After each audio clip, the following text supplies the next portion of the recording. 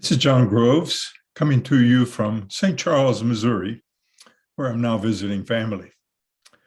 For today's Bible talk, I would like to focus on a subplot of our main story, beginning at verse 12 of chapter 17 of the first book of Samuel. We have David carrying out his father's mission to check on his three oldest brothers, who are part of King Saul's Israelite army. David is to deliver some food supplies to his brothers, you might say a form of a care package, and bring back some proofs of their well-being. At the same time, he is to deliver 10 cheeses to their commander. The oldest brothers have undoubtedly been conscripted to fight on Israel's behalf.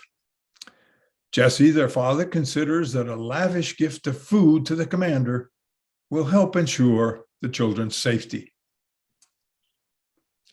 After David arrives at the Israelite camp, he has occasion to hear Goliath's boasts and taunts. He asks those around him what is to be done for the man who kills Goliath.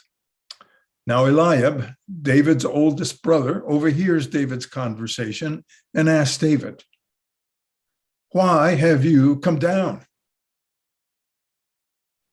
With whom have you left those few sheep in the wilderness?" Before David answers him, Eliab tells David that he has come down to watch the fighting. This prompts David to ask, "What have I done now?" This interlude displays some intra-family dynamics. David, as the youngest of 8 brothers, has undoubtedly been at the receiving end of many a disagreement or disappointing circumstance. Eliab's reference to the few sheep in the wilderness denigrates David's shepherding responsibilities. Eliab even suggests, without any facts, that David has come to watch the armies battle each other as if he were simply a bemused spectator. Eliab is undoubtedly reluctant to be in the situation he is in. Who wouldn't be? He is about to go into battle. He also seems to have no faith that anyone cares for him or is looking out for his well-being. His fears and anger have simply found expression in his interaction with his brother David. Eliab has not even thought to ask David how their father Jesse is doing or pass along any private messages to the family. Eliab's self-centeredness is readily apparent.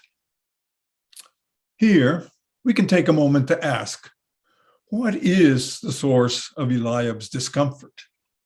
Is there anything that can be done about it?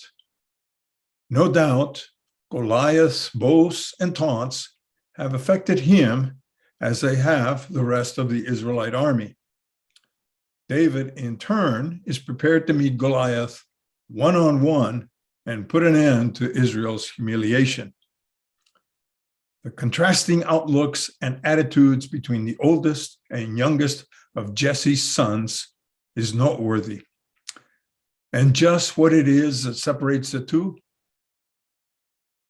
Not merely the difference in age, of course. Now we'll want to come back to discuss this subject during our next Bible talk.